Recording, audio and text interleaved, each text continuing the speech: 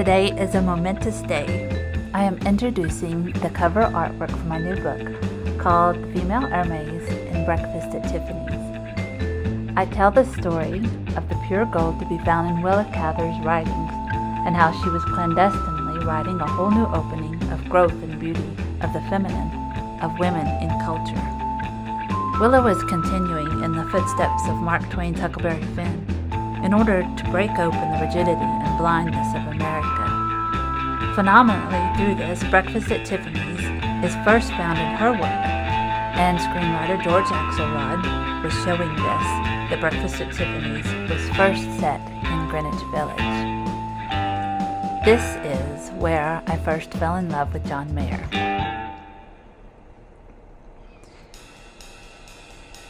The movie Breakfast at Tiffany's is much more, as culturally iconic as it is, than we have been privy to.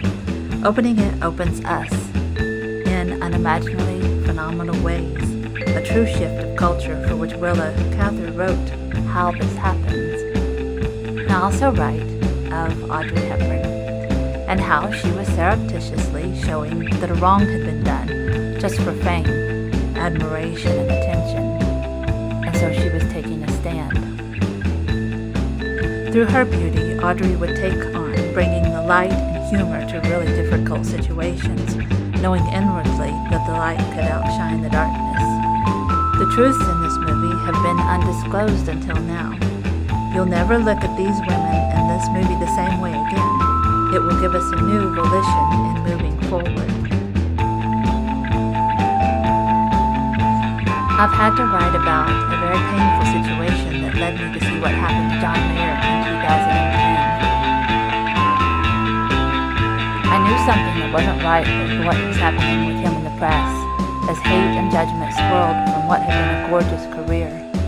His extraordinary beauty and presence and musical expression and ability didn't match the tenor and aggression of what they were reporting as verdict and conclusive truth. What he said didn't match. No one looked for the reason why all of a sudden this loving guy was drawing attention to himself in very odd ways, showing that he was very single and purposely stating that he was not involved with anyone, even that he was going to take a year off from dating throughout 2010. All I knew was that I intensely needed to shield him. I knew what it was like to be silenced, and his music was the last thing that needed to be silenced. It was a crime. He was the realest human I'd ever witnessed.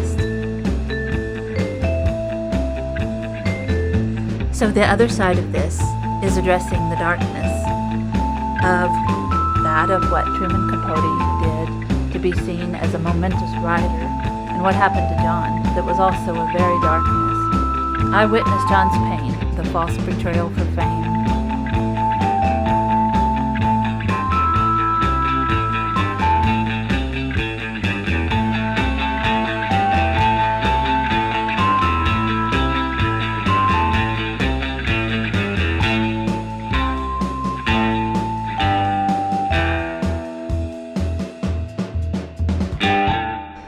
And I saw what Audrey did to change things and bring it to light with her incredible beauty.